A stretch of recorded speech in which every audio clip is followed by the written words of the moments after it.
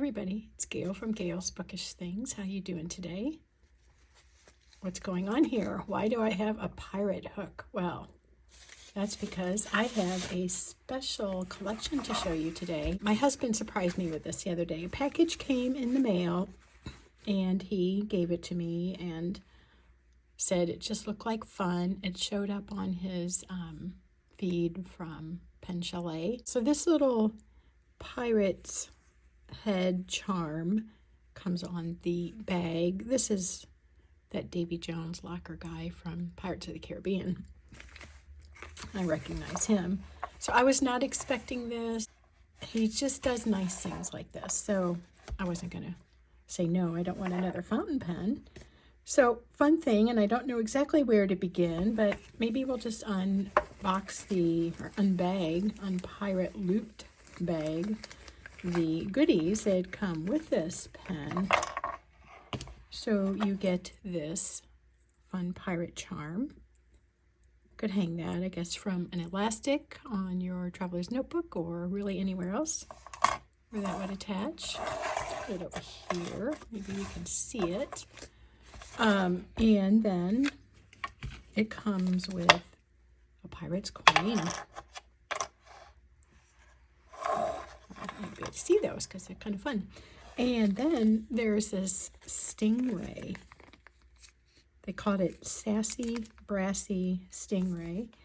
And apparently Pen Chalet offers other things like this that are in the Sassy Brassy collection. That was new to me, but that's just what they said on the review. So this little part where the tail curves around, you can rest your fountain pen there. We'll try that momentarily. Also very fun, it comes with a Jolly Rancher ink. This is a Monteverde ink, and I tried to read a description on it, and it was a little bit vague. This is the ink with the ITF. It's that formula that keeps it nice and lubricated. So we will try this in just a little bit. Let's take a look at the pen. This is a limited edition, let's see, how do they call that? Limited edition boxed set. And this is an exclusive Pen Chalet offering, and it is made with a resin by Jonathan Brooks. And they call it the Fire and Brine resin. So it looks like a sunset against the blue ocean. And just to show you, it comes with this note and a note on using the converter. And there is a black and blue cartridge under there and different, a little flyer on the pen. So this is a cigar-shaped pen. This is the model that's called 1898. After I received it yesterday, I did just a little bit of research on YouTube and was wondering to myself, what's the difference between the 1898 and the All-American, which I happen to have in front of me. So I'll show you. And to me, they look very similar in length. It seems to me this might be slightly more rounded or more tapered at the end. Obviously, this has the silver hardware. Other ones have the gold tone. But this is rose gold, and it doesn't have the band. So this is the All-American in Old Glory. And this is the 1898 version. And it has this kind of clip. I've heard it called a rocker, and I guess that's just because it has that motion to it.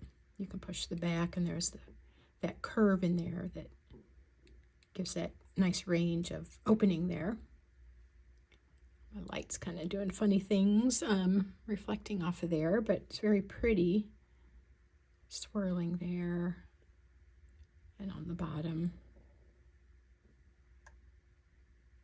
This makes me think of, it's obviously orange, but like the brightness of a nice orange peel.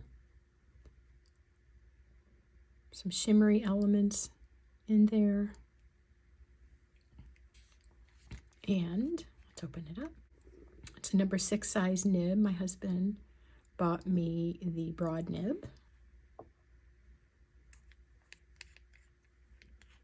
And if you're not familiar with this pen, this converter does, you have to unscrew it. It doesn't just pop in. Many of them you just kind of push it in. This one you want to be careful to screw or unscrew into the nib section. It's nice and firm once it's in place. So I thought it might be fun to do a little inking of this and try out the pen. And let's discover the ink together. I am not at all sure what to expect. I mean, I'm guessing that it will be a shade of a version of a black, or maybe like a midnight blue, something along those lines. Kind of seems like it based on that color right there, but it looks pretty dark just glancing at the bottle. Got the wrapping off, so now we can dip it. I'm going to risk actually inking this with you watching, and I will end up with ink on my fingers, I guarantee, so I won't be surprised. I forgot to mention though, I did say that this was a limited edition. Here we go. On the box, apparently I have number 73 out of I don't know how many. I couldn't find how many were in the collection, but that's kind of fun. All right, so little glance in there. I am getting vibes of Arrgh's Gris Orage, but just without the shimmer, but kind of a purplish black. I forgot to put that down first. Well, let's push it down. Bring it back up.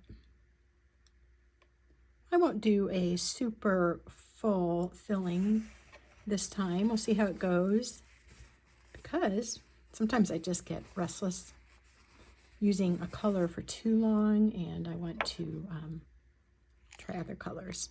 Yep, see, I told you. Like I think this would be really pretty with Southwest Sunset, with one of my blue, maybe my Pilot Blue. If I wanted to match Golden Sands, perhaps. Several options that would work.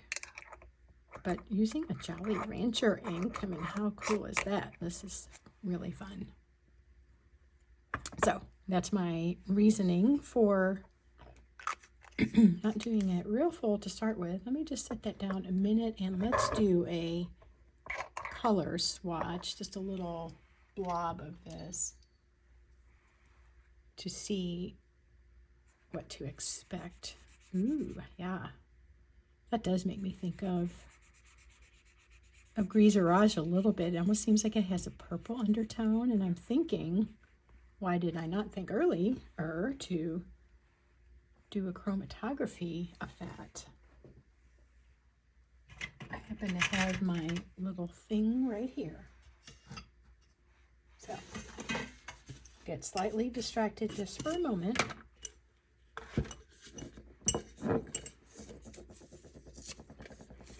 Got my paper strip. We'll do that and see what all colors are in this Jolly Rancher.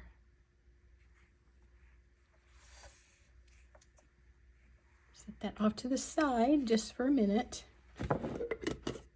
So yeah, it looks like a nice deep and matte black. When it first went on, I kind of got that little subtle purple quality, but I'm not seeing it as much. So let's see how this nib works.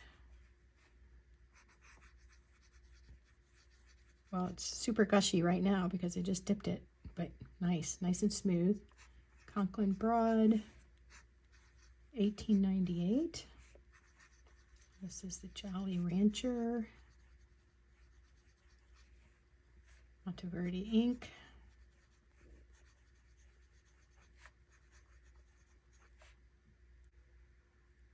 ITF formulation.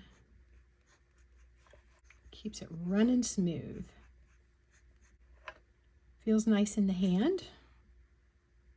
These are very smooth, the threads. There's a little itty bitty step up that's not at all angular, very smooth. Comfortable for me to hold, plenty long. It does post, but not,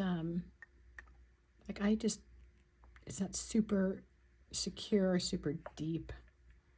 And it just seems way too long for me. I don't really like it when it's like that, so I rarely post them unless they're just meant to be posted. This feels great. I mean, it's super wet, so it would be interesting to see if this kind of regulates a little bit, or if this might just be better with a somewhat drier ink. I do love a gushy wet flow with my pen and inks. I think I'll quit writing here a minute and come back with the chromatography, and let's see what all we can discover about this ink. Here is the chromatography. Let me set it down here. It's still wet, but I just want to show you that our suspicions have been confirmed.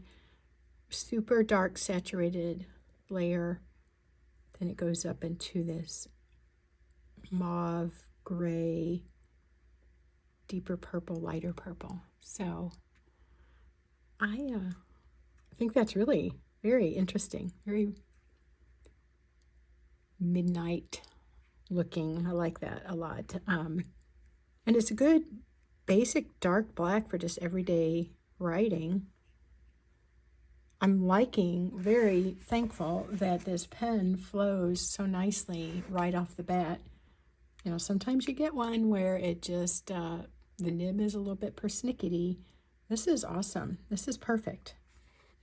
Very, very happy about that. It's always like I have my fingers crossed sometimes when opening up a new pen and trying it out for the first time. Tell me below if you have thoughts on what color ink you would choose to match or coordinate in some way with this pen. Hope you enjoyed seeing this. Have a good day, and we'll see you again soon. Take care.